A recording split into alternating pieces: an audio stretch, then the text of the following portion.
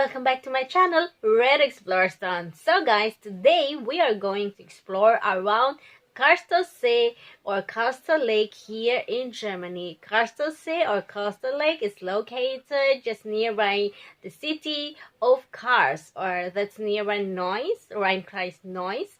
So it's good if you are cycling or just walking around the lake. It's very good, especially for summer this day. So I hope you guys like this video, and don't forget to give me a thumbs up, subscribe to my channel if you haven't subscribed yet, and please click that bell so that you will be notified if I upload a new video. So guys, sit back, relax, and enjoy watching.